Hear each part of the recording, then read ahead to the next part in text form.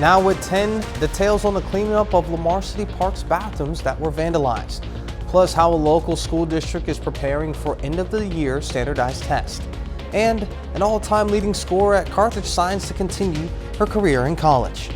The 4 states' most watched news starts now. As parks become more populated with families and residents, the city of Lamar, Missouri wants to remind that respecting parks can go a long way. This is KOAM News at 10. I'm Jalen Banks. KOAM's Amber Jenkins spoke to Lamar's Parks and Rec about how a cleanup can impact the community. Park workers at Lamar City Park walked in on a disgusting scene in the park's bathroom. Mud and dirt on the walls, tattered tissue on the floor, soap dispenser in the toilet, all for the park workers to clean up. We clean the bathrooms daily, especially during the springtime and summer when we have a lot of people in the park. And it's not very often that we have a big mess, but both yesterday and today, there were big messes for him to clean up. And then we also had some vandalism of one of the concession stands. Vandalism isn't common at the park, but it does have consequences. If the vandalized item is over $750, the consequences could include a felony.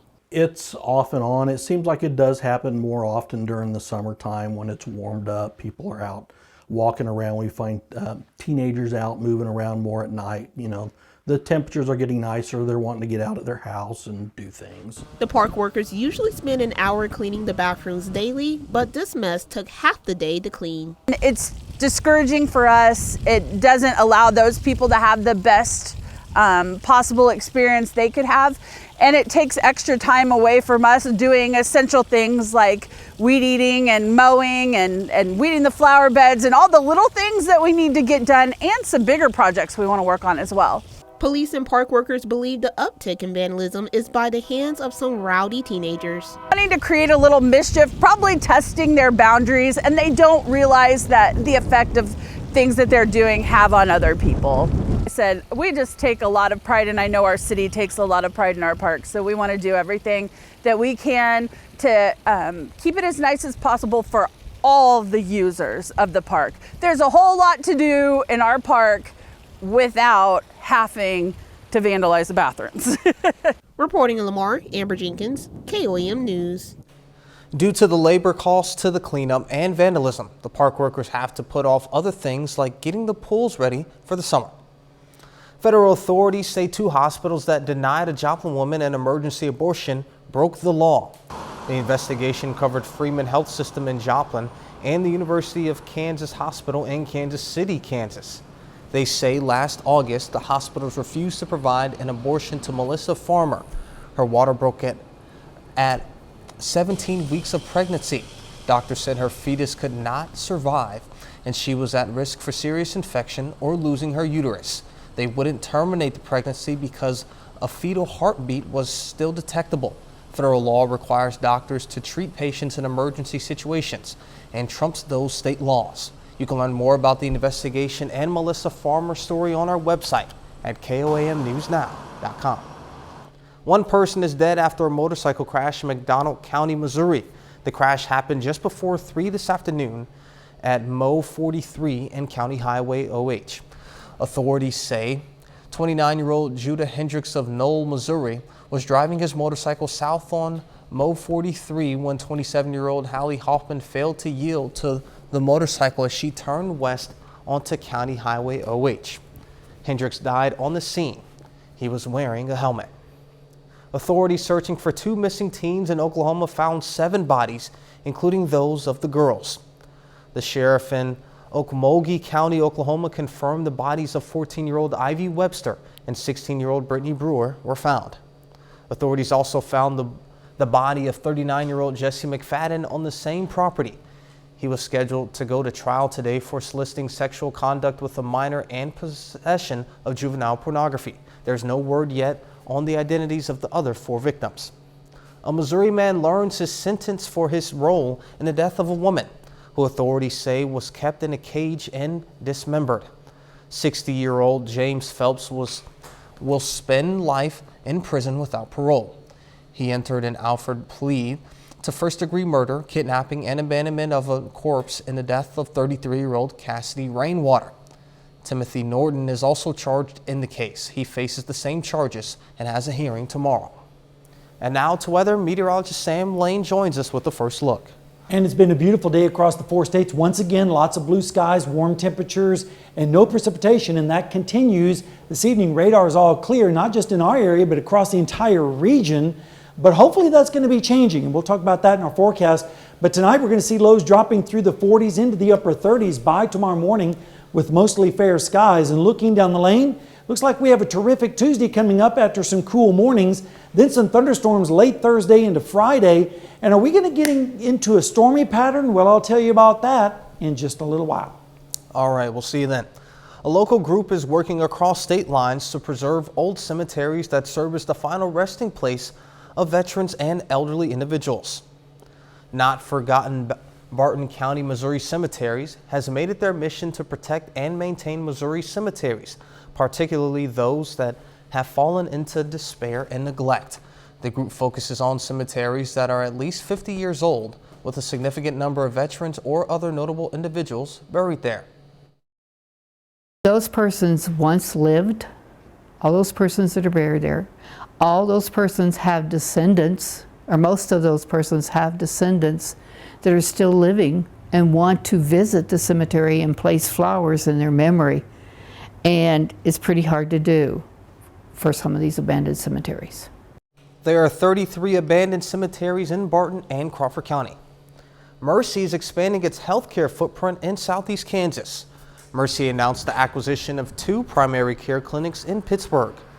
The healthcare provider bought the practices of Dr. Jacqueline Orender and Dr. Holly Cranston. Both clinics will stay in their current locations on South Tucker Terrace and Mount Carmel Place. All providers and staff were offered the chance to become Mercy co-workers. The acquisition becomes official and final on May 22nd. Carthage Intermediate School today began measures of academic progress testing. Statewide MAP testing in Missouri measures how well students acquire the skills and knowledge described in the Missouri Learning Standards. Officials with the district say the school has conducted training for teachers to ensure they administer the tests correctly and set up testing rooms according to protocol. They have access to them and they can practice with them. The teachers also, like we specifically target our Missouri Learning Standards, which is what the MAP test assesses us on. So we make sure that our students are prepared. We don't want them to be surprised by anything. The district says state testing is important for measuring student learning throughout the year. It can help teachers plan for future instruction that meets the students' strengths and weaknesses. Coming up, the latest on the manhunt for the suspect connected to a mass shooting in Cleveland, Texas. Plus, the latest attempts to pass an increase to the debt ceiling and how a bank fail could affect consumers.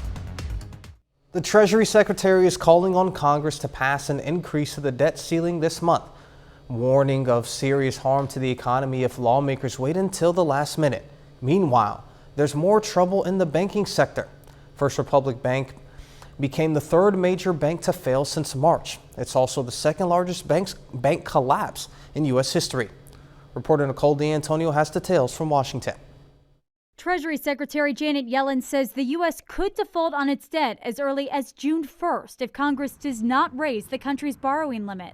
It will lead to higher interest rates, higher credit card rates, mortgage rates will skyrocket. The White House says President Biden invited House Speaker Kevin McCarthy and other congressional leaders to a meeting on May 9th to negotiate the debt ceiling. We will not pass a debt ceiling that just raises it without doing something about our debt. Last week, House Republicans passed a bill that raises the limit and cuts federal spending. Democrats want a bill with no conditions attached. We pay our bills, and we should do so without reckless hostage taking from some of the mega Republicans in Congress. Defaulting on the nation's debt could trigger significant economic harm. It comes as the banking sector is facing ongoing uncertainty. Obviously, it's sad. First Republic has been a spectacularly good bank. Customers of First Republic were caught off guard Monday after regulators seized the bank and sold off most of its assets to J.P. Morgan Chase. CBS News business analyst Jill Schlesinger says Americans can feel confident in their money because deposits of less than $250,000 are insured. Bank failures are part of our system. That's why we have FDIC insurance. The FDIC is now recommending Congress overhaul the deposit insurance program to increase coverage for certain business accounts. Nicole D'Antonio, CBS News, Washington. The FDIC says increasing coverage would hopefully prevent bank runs and give businesses and individuals greater confidence that their money is safe.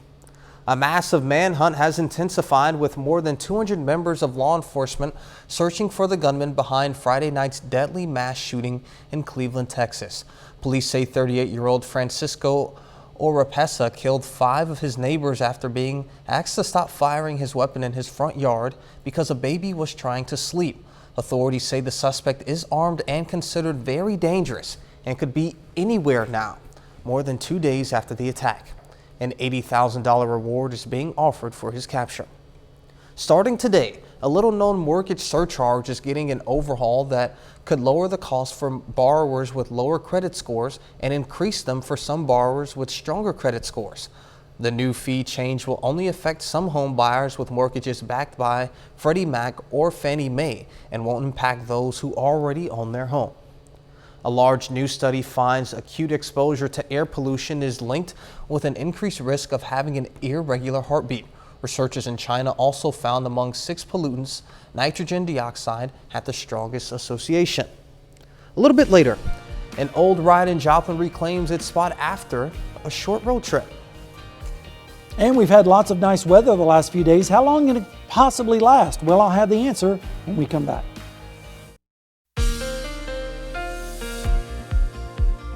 Well, we have started off the month of May pretty nice around here with lots of blue skies and warm temperatures. We could use some rain though, and of course that's true for the entire area, including Seneca, Missouri with the Indigo Sky Casino and Resort. You can see it was a beautiful sky this morning and it stayed that way pretty much all afternoon long into the evening hours. We made it up to 66 today after starting out at 39. Wide range in temperatures because of all the dry air in place, and we're about 4 inches behind so far on the rainfall. And we've been talking about this drought for quite some time, and it's extremely severe out in the western sections of our viewing area in Chautauqua and Elk counties where it's exceptional drought. And what I mean by that is, here's an example. This is in Sedan, Kansas. From May 1st of last year to May 1st of this year, normally they would have around 40 inches of rainfall. So far they've only had 28. So they're about 12 and a half inches behind on the rainfall in just the last year, and that is not good. It's going to take quite a while to catch up on that rain, and right now there's none to be found anywhere on the radar in our area. We have to go all the way out to the west coast before we see the next storm system that's now starting to pull into Southern California, but this big ridge of high pressure is standing in its way, and it's going to prevent this storm from moving rapidly eastward, so it's going to take a few days before it gets here. Temperatures right now are in the 40s and 50s. Check out Iola right now, 46 degrees, one of the coolest readings, 54 degrees for our friends down in Grove. The dew points, though, are low everywhere. Earlier, we had some teens down in Cassville. We're still seeing dew points in the 20s and 30s, so it's dry as a bone in the atmosphere right now. 51 in Joplin, southwest wind at 3, dew point is 30 and the humidity at 44%. You can see Venus there setting in the west. Calm winds right now in Pittsburgh with a temperature of 46 degrees and the humidity at 57%.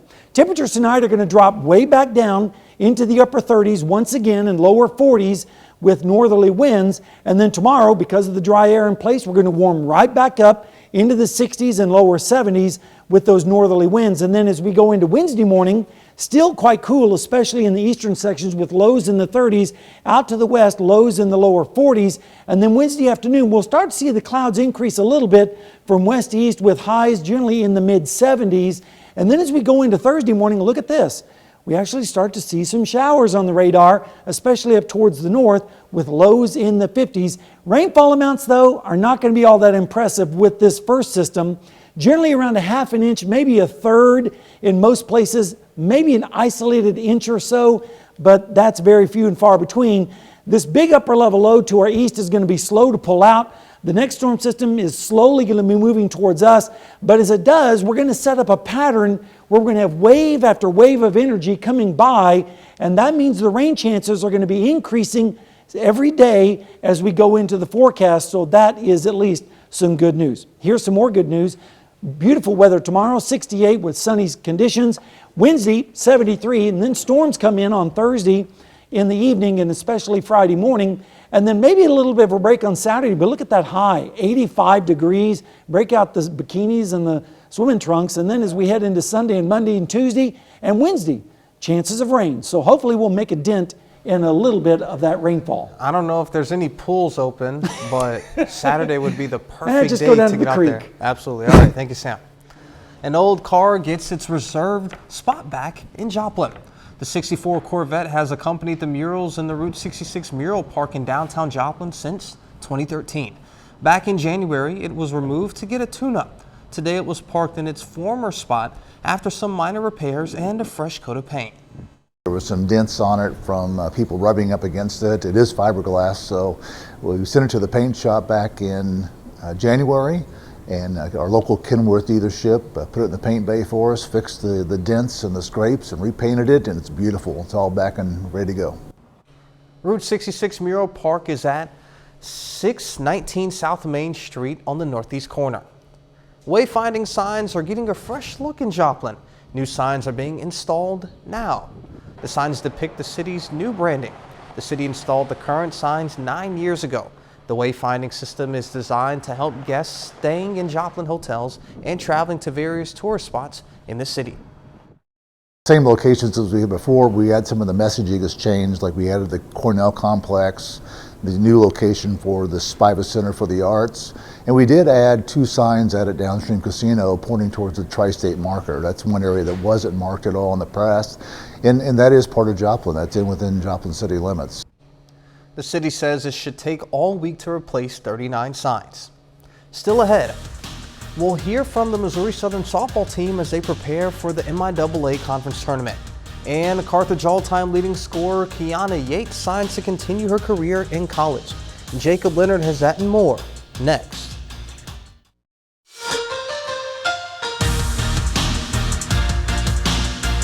The regular season is over, and it's time for the playoffs for MIAA college softball. The Missouri Southern Lions have earned the number 2 seed in the conference tournament after going 21-5 in the MIAA in the regular season. The Lions face the 7 seed Emporia State in the first round on Wednesday in Topeka, Kansas. Now, these two teams split a doubleheader earlier this month in Joplin in their only meeting of the regular season.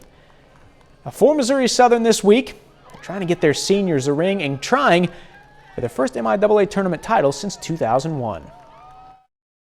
It would mean a lot, and it would mean a lot because I think that would help us put Missouri Southern on the map, and it would mean a lot for these 6 seniors. They have devoted so much time and energy to this program. They have earned anything great that comes their way, and it's every person's goal in this program to get the 6 seniors a ring. That's what we're striving for, and that'd be huge to me. I mean, being a part of this program for 5 years, and as far as all the other seniors, we're all 5th years, and so I think it would be a huge deal. You know, it would mean a lot to us because we share that passion, we share that goal. We want to go out and win. Both the Missouri Southern and Pittsburgh State baseball teams made the MIAA postseason tournament. Southern faces Newman in a 3-game series in the first round beginning on Friday. The Lions swept 3 games from the Jets in the regular season. First pitch for Game 1 is on Friday at 1 p.m. As for Pittsburgh State, they're matched up with Central Oklahoma in the first round of the MIAA tournament. The Gorillas took 2 out of 3 from the Broncos when they met in the regular season. Game 1 of that 3-game series is at 6 p.m. on Friday night in Pittsburgh. Well, the McDonald County Mustangs have been on a roll in the last few weeks. The Mustangs have won 10 of their last 12 games and sit at 14-7 overall coming into the night. Tonight, McDonald County is at home trying to stay rolling against Carthage. They do it in a shutout this evening, beating the Tigers 9-0. Weston Gordon throws a complete game and allows just 2 hits. Destin Dowd comes through with a grand slam for McDonald County. The Mustangs have now won 11 of their last 13 games. One of the best basketball players in Southwest Missouri signs today to continue her career in college. Carthage senior Kiana Yates is headed to the MIAA, signing today to play at Washburn University. Yates definitely had a decorated career for the Tigers. She leaves Carthage as the program's all-time leading scorer with more than 1,500 total points. She's a 4-time All-District selection and a 3-time All-COC pick. Yates is also a 2-time team MVP. Here she is on her goals when she hits the floor next season for the Ichabods. Just to improve as a player, I think I have a lot of room where I can keep learning. So hopefully I develop as a player and a person. It was definitely stressful, the whole process, but finally being able to know where I'm going, it is a lot of stress off my shoulders. So I think I'll be able to put in work and just focus on that. And that's a look at sports. We're back with more news right after this. The Girard, Kansas Public Library gave people a chance to brush up on their art skills with a paint night. Folks were able to come out, get a canvas, and follow step-by-step instructions to create a masterpiece. Officials say the paint night lets people have a night of fun and creativity. It is a community paint night. This is part of a series of paint nights that we're doing here at the library. Part of what we're doing with the paint nights is offering these as a small fundraiser for the library. So part of the money will come back to the library to purchase additional materials for our patrons. You can find other events such as this one on our website at koamnewsnow.com/events. Have you ever been artsy like that? I did not get the artsy bug. My brother and sister did. Yeah, neither have I. Maybe one day though. We'll I can draw stick figures. One of the classes. What do we have going on? We have beautiful weather for tomorrow and Wednesday. Storms on Thursday and Friday, and then more storms Sunday through Wednesday of next week. And of course, with temperatures in the 80s and storms, you know what that means. People are going to need to be prepared, and a good time to download the KOAM News Now app. Absolutely. And then the Skywatch weather app, as you just mentioned, also gives us alerts if there's lightning strikes. Absolutely. All right. Well, thank you for watching us. We'll see you tomorrow. Let's make it a great evening.